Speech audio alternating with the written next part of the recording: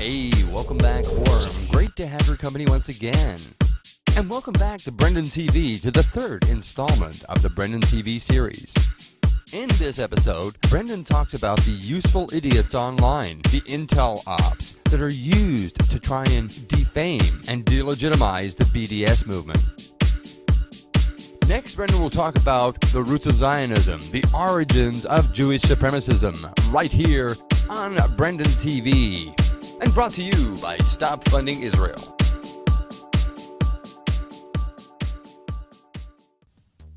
Alright, it's good to have your company there, Brendon. Welcome back to BTV Australia. Hey, we just watched a video called Jew bashing. It was the ADL freaking out about too much information online about anti-Semitism. No, what you mean is too much information in the right hands.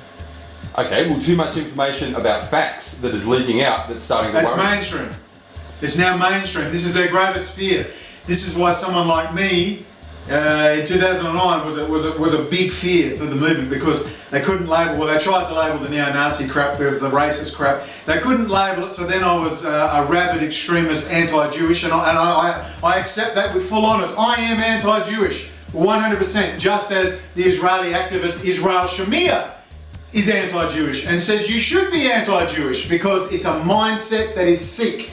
Okay, and that's reported by one of my favourite Jewish activists, Mr. Paul Eisen. And I highly recommend you go to Paul Eisen's site, E-I-S-E-N, research Paul Eisen, Jewish Power, read his articles, they are the best. Israel Shamir says you should be anti-Jewish, and I agree with Israeli activist Israel Shamir, who lives in Israel, gets standing ovations at London universities. He's anti-Jewish, and me too, as long as being Jewish, by definition, okay, by a religious and cultural heritage, as long as you are the chosen ones and those who are not part of the clan are beneath you, and within Jewish extremism, within Orthodox and ultra-Orthodox Judaism, you find, in fact, that you do not come under the law because your soul is that of an animal, as low as a snake. If that is what you teach, which you do, it's in your Talmud, you're not going to deny it any longer, then I am definitely anti-Jewish, 110%.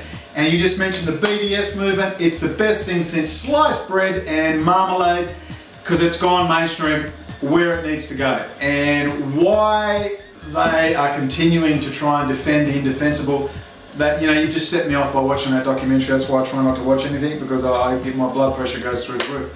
You see them pull out the same old faces, the same old extremists. You know, VNN, we must exterminate all the Jews. You've got Mike Delaney, who starts out doing brilliant stuff, then suddenly he's a neo-Nazi now. And then you've got, you know, the usual suspects. They did have brother Nathaniel Captain, who's usually pretty good, but it's easy to paint him as a religious extremist or mentally unstable, or, you know. Yeah, but brother Nathaniel does a lot of good work. He does a huge amount of good. Love his work. Great Love research. his work. But of course, you know, it's easy to paint him a certain way. And of course, they won't interview Mark Glenn. They won't interview the former CIA station chief of Turkey, Phil Giraldi, who says all the same things. They won't interview Sybil Edmonds anymore, the former CIA, FBI whistleblower. We don't hear from her. They won't interview Christopher Berlin. They won't interview smart, intelligent, non-racist. They won't interview Paul Eisen. They won't interview Israel Shamir. They won't interview Max Blumenthal. They definitely won't interview Max Blumenthal. To all these Israeli, and I know you're watching, to all these Israeli activists and all these ADL hacks and these Jewish supremacist nutters, what do you possibly hope to achieve, seriously, by what you're doing? What? My mind boggles. It's over. Give it up. You're finished. You're done. You're dusted. Jewish, racial and religious supremacism, and above all, Israeli intelligence activity and the actual grassroots ability to get your hands on the data, to track, trace and control people, target people. Those are the issues now that are breaking out mainstream. You're done, you're dusted, you're finished. Why not just go gracefully? Go gracefully. That's what you need to do, because it's pathetic to watch. All you're doing is creating animosity for yourselves as you label perfectly reasonable people with perfectly reasonable concerns. You start labelling them as extremists. You're making a really, really big mistake. That's what you're doing. Next question. You mentioned earlier about the anti-Israel groups that are actually pushing a lot of this information and getting the info out. They might be police informants. Do you truly believe that? It's chock full of them. It's chock full of them. Look, you can't run around being paranoid every second of every day, but you've got to understand, They've been at this for a long time. They know how to blackmail and control people. It's very easy. Now, I'll give you an example, drug taking. I don't have a problem with what someone does. I'm a libertarian. What you do in the privacy of your own home is your business. People take drugs. Look, coffee, here, right here. You want to see me 36 hours post no caffeine. It's not a pretty sight, I assure you. It's not a pretty sight. This man here can attest. He's seen me in the morning. He's tried to communicate before my 16 cups of coffee. It's not a pretty sight. Okay, that's a drug. And it's not illegal. That's the only difference. We've got you've got to realise, if you're a drug taker and there's lots of them out there, they come, they find your marijuana plants, they find your stash of methamphetamine or cocaine, they've got you. Particularly in the US, they've got you. You can face a couple of years in jail for very small amounts, and then they say, all right, you can go to jail and lose your business, lose your family, lose your wife, or you can work for us. You can work for us. Or maybe you've got a fetish, a sex fetish with something, maybe you like young girls, young boys, maybe you like prostitutes, maybe you like, you know, that's how they get you. They find your weakness and they get you. Using honeypots. Using honeypots. As a Jewish lady said to me, Diane Stott, the 3 G's, Brendon. The 3 G's. Gold, glory and gals. The 3 G's. Men, easy. Pop the breasts out, you know, they're hopeless. Men are hopeless. So easy to manipulate. They know what bait to use. Oh, they know the bait. That's why the databases are so important, because they can get a good idea of what you're about. That's why the Facebook database. Facebook database, all of that stuff. Yep. Google information, what you're looking at, your medical records, you know, how they're going to kill you. You've got a history of heart disease, yeah, we'll knock you off with a heart attack. History of stroke, we'll knock you off with a stroke. All of that data is power. When you understand that information is power, then you understand why they have complete control of them, why they are so powerful, and why you say so many people in politics won't step out, or they'll open their mouth. I mean, Berlusconi. I love Berlusconi. He's honest as hell. He's a fascist. He knows he's a fascist. He doesn't care, but his big trouble is, the only reason he's in trouble now with the Bunga Bunga parties is he spoke out against Israel. He started mentioning Israel, and they're in, now, Bunga Bunga parties come out, they're all into it. They're all into it. As soon as you mention the taboo subject, you're gone. Your reign's got numbers on it. Yeah, you know, all those people that get holidays to all over the place, and you know, the attractive woman. I know a guy who was doing work with genetic stuff, business WA, and he went to Israel, and he knew the ins and outs, and he said, yeah, there's some very attractive women approaching me when I was in Israel. It was clear, but he knew the game. And yeah. Do you see Israel today, with so much pressure on it, as a cornered, rabid dog? No, that's an insult to cornered, rabid dogs everywhere. It's far worse than that. It's where can it go? Where can it go from here? Okay. I mean, where can it go? Where can it, or more precisely, where can its leadership go? You know, some people accuse me of being a communist, which is technically true. I believe it's a class war. It is a class war. It's the filthy rich, the ultra rich against the rest of us. And I know it's ordinary Jews who are going to suffer ultimately. I mean, Abe Foxman, he's flying out to Switzerland to his little penthouse with his little boys or whatever he's into, and you know, the people at the top, you know, Benjamin Netanyahu, he'll have a little safe haven set aside. It's going to be ordinary Jews that suffer, and at the moment, Israel has nowhere to go. We should be specific. It's the Israeli leadership have nowhere to go. Their religious leadership, their political leadership, their intellectual and business leadership. No one knows. No one's going to want to know, with good reason. Hold on, Abe Foxman's got a penthouse in Switzerland. I thought it was a bungalow on Jeffrey Edelston's island. Oh, who knows where he's got his little boys, wherever he keeps his, I'm sorry, I haven't defamed and vilified him, but generally speaking, you know, they're at the top for a reason. They control. They're not going to let anyone get into a position of influence that they aren't controlling directly, and the first way they do it is through whatever, usually a sexual fetish of whatever kind they can get one. They can procure, yeah. Does Israel have a right to exist, and why? Why has it got a right? Well, nothing's got a right to exist, nothing. All you've got is what you're prepared to fight for. My problem is not what Israel does, my problem is the hypocrisy of Jews generally and the Israeli mindset and state, the Israeli state. I just cannot stand I have respect for honesty. So if you're an honest thug, I have at least respect that you're honest. It's when you have someone running around playing victim 24 hours a day, 7 days a week. I just don't think the average person fully understands the uniqueness of what goes on within the borders of occupied Palestine with the Israeli state.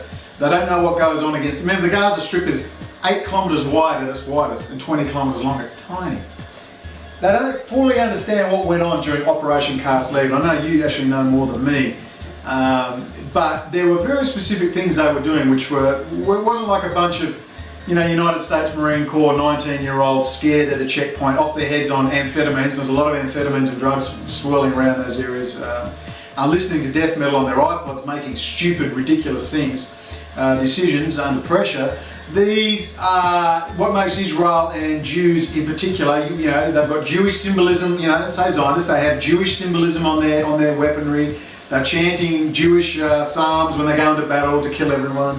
They've got IDF rabbis telling them to slaughter everyone according to the Old Testament and the Talmud. So let's get it right. They're Jews doing this. They are doing this very uniquely because it's being actively encouraged by all levels of their society, their business, political, intellectual class, and above all their religious class. And that's very different. And it's not like the Gazans and the people on the occupied West Bank can fight back. They don't have an army. They don't have an army, they have Kalashnikovs, and they know damn well. Have you ever seen the Jeeps going around in the video? You think, how do they get away with that? You can just ambush them. They can't ambush them because if they do blow up a Jeep, Israel will level an entire block. They will level an entire block and kill 50, 60, 70 people, no problem. And that's why there's actually very few incidents considering. But I'm not just some fly-by-night. I've come into this for many years now. I mean, I've met monks who travel regularly to occupied Palestine. They will tell you what the Shin Bet internal security apparatus do. And you can read about it on mainstream news sites. And they will walk up to kids, people in cars, boom, boom, boom, boom, boom. Shoot them all dead, men, women and children, walk off. Hamas fires a rocket. And you know, on the news, Hamas fires rocket, oh my God. Yeah, what happened? The sky's darkened, oh my. And you know, I'm sick of it. What's going on in occupied Palestine is unique. It's beyond the normal tyranny. It's a sickness, and watching perfectly reputable, well, reputable not mine, but generally mainstream people try to defend the indefensible, it's unique. Okay, it's unique. You have an entire state apparatus bolstered by religious supremacism pushing this along. It's frighteningly scary, and it's sick. And it's sick, and I'm sick of them playing victim. Sick of it. The hypocrisy is too much.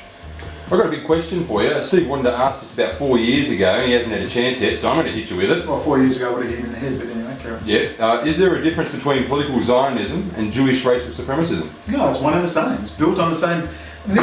How do you separate Zionism from Judaism and Jewish? Well, isn't one a political movement and one's a religious movement?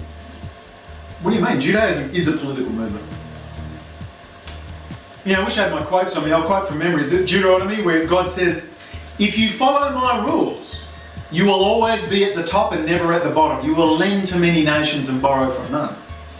You must understand, the context of the Old Testament is 3,000-4,000 years ago on, up to around 2,000 years ago, just roughly.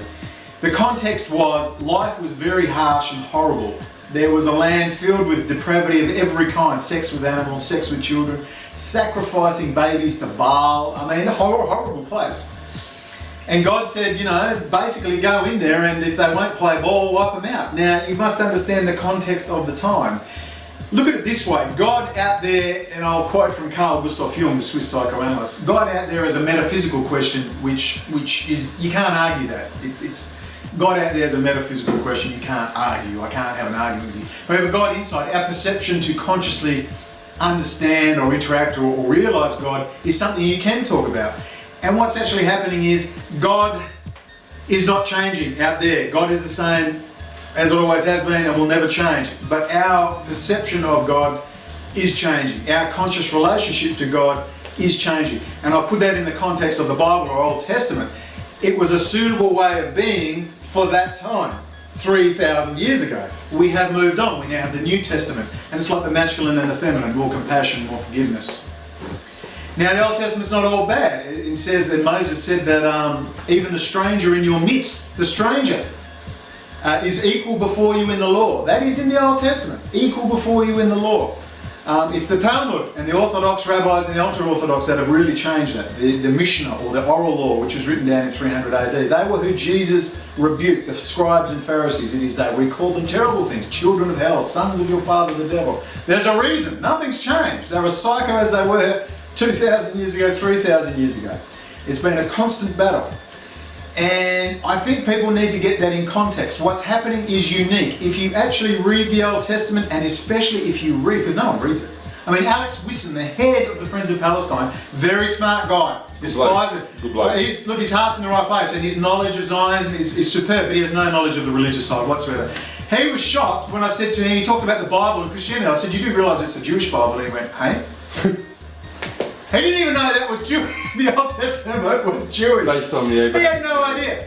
And what you've got to understand the context, when you read those books, they are sick. And what you've got to understand when they're taken out of context. And the trouble is, they are quoting from those texts today. Not just the ultra-Orthodox and the Orthodox, mainstream Jewish people, in the intellectual circles, in universities, in business. You've got Chabad Lubavitch, these lunatics moving in the higher circles of power. These aren't marginalised extremists. Look at the Shaz Party and Rabbi Vodia Yosef. They're not marginalised lunatics. They're lunatics and the mainstream. And that's what's scary. And the thing that's going to save Jewish identity or the Jewish people, whatever the hell that is people like Paul Eisen, I'll say the same names again, Paul Eisen, Max Blumenthal, Professor Norman Finkelstein, Professor Noam Chomsky, Professor Israel Shahak, he's dead now, great guy, Professor Israel Shamir, you know who you are, there's quite a number, and they will be the ones ultimately that are going to save Jewish identity, whatever that is. So basically, to cut a long story short, Zionism and Judaism, same shit. Well, don't separate, no, the same. Same shit, different smell. Same shit, different smell. But the only thing I would say is that Zionism had its roots in you know, the eastern, this Polish Slavic areas of Russia, Poland, and Germany there.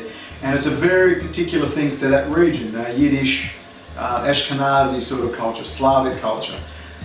Very nationalistic. Khazarian. Yeah.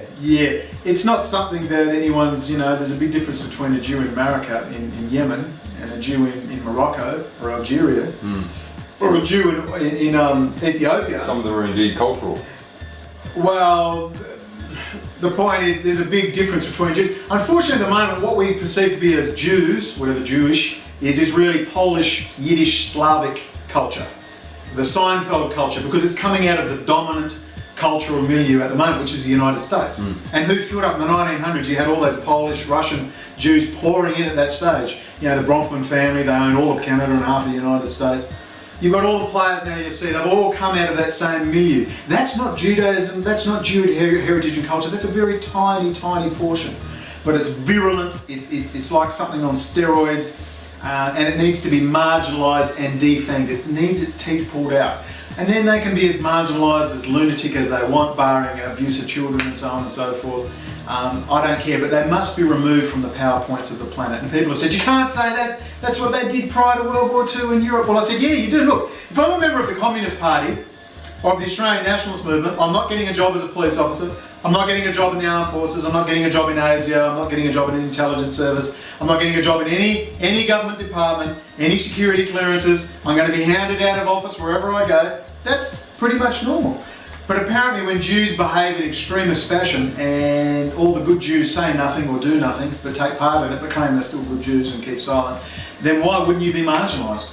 Why wouldn't you be kept out of those sensitive points and positions? If you're going to behave like a lunatic, adhere to a lunatic heritage and culture, or just remain silent, I'm sorry, you're culpable. Just as I'm culpable about the actions of my government, the Australian government, what they get up to. You're very much a proud Australian nationalist. Would you ever join the nationalist movement?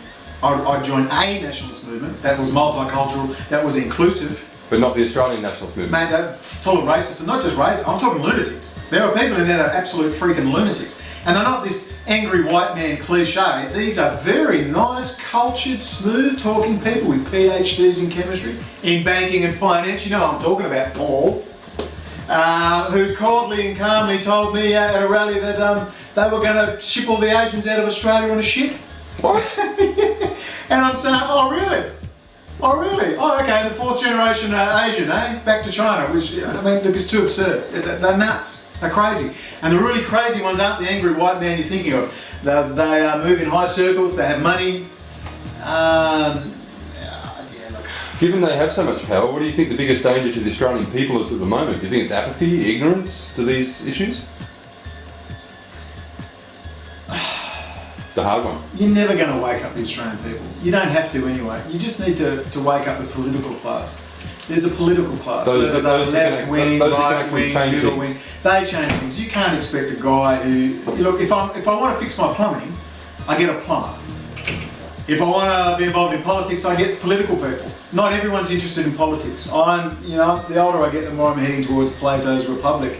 There's a managerial class. I don't really believe in democracy anymore. I'm a libertarian at heart, but the average person you can't make someone interested in a subject they're not interested in. If someone wants to behave like a child, and that's the average person, they want to be led. At the moment, it appears to me people want to be led, and it's a tradition within Islam, it's a tradition within Judaism, and it's a tradition within Orthodox Christianity and Catholicism that you have a good shepherd and he guides his flock. In all tribes and customs, you always have the alpha male, and you know, it's in a pyramid. And that's a big argument now. People are really wondering about this thing called democracy, which is just the biggest, you know, bunch of dunderheads. You know, 51% of the fools rule. It's not necessarily a good thing. I don't know what the answer is. At heart, I'm a libertarian. That's me at heart. But I got to admit, really, I should just shut up because, to be honest, I really don't know what the freaking answer is. That's fair. I have no idea. All I do is do what I do. It's a fair question, fair answer. But I can see a point where I'll just drop out. We've got about 2 minutes left. Have you got anything out there to say to the Australian people who might be sitting on the fence, wondering, you know, what's going on? There's nothing to say. When things get bad, things will change, and it's that simple. But I have a thing to say to Jews or people who identify as Jews is that time is getting short. You're really going to have a really good, long, hard think about what's... I think you're mixing your own circles a bit too much. You need to get out there because it's just ordinary people now talking about this stuff. Ordinary people. They're not afraid to say Jew now. They can move away from Zionism. I met them. They're everywhere and they have had enough too. You need to get out there and start protesting. There need to be 250,000 Jews in New York march into Times Square and start saying we want an end to Jewish racial, religious supremacism and Jewish power. And you better start soon because you can either go there or people are going to drag you there kicking and screaming. You can't hide behind it any longer. It's over. It's over. All right, thanks for that, mate. When we come back, we'll be talking a little bit more about Israeli intel infiltration in Australia. Hope you're ready for that one. Yeah, put the kettle on. Thanks for listening in. That was the end of the video. Hopefully you're going to stick around for the next one that's coming out very, very soon. From Steve Johnson, Simon Pallister, and your friend of mine, Mr. Brendon OConnell, this is Stop Funding Israel saying, stay safe, be happy, live long and prosper, and most of all, God bless. Bye for now.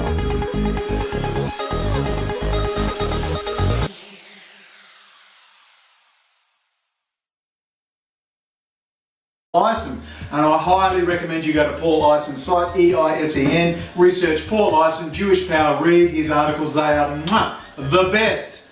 Israel Shamir says you should be anti-Jewish, and I agree with Israeli activist Israel Shamir, who lives in Israel, gets standing ovations at London universities. He's anti-Jewish, and me too, as long as being Jewish by definition, okay, by a religious and cultural heritage, as long as you are the chosen ones and those who are not part of the clan are beneath you. And within Jewish extremism, within Orthodox and ultra-Orthodox Judaism, you find, in fact, that you do not come under the law because your soul is that of an animal, as low as a snake. If that is what you teach, which you do, it's in your Talmud, you're not going to deny it any longer, then I am definitely anti-Jewish, 110%. And you just mentioned the BDS movement. It's the best thing since sliced bread and marmalade because it's gone mainstream where it needs to go. And here on Brendon TV and brought to you by Stop Funding Israel.